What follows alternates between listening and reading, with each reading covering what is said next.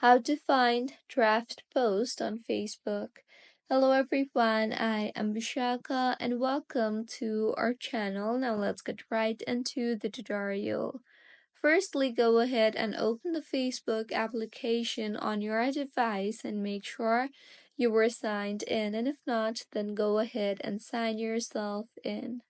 Now, tap on the post option or the what's on your mind option on top of your news feed, and if you have left any post on draft, then you will be able to see it right here in this particular interface itself.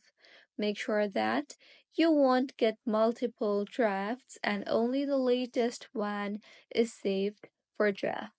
So this is how you can find draft post on Facebook. If you find this tutorial helpful, please like the video and do comment if you have any queries.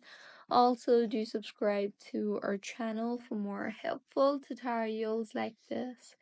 See you on the next one.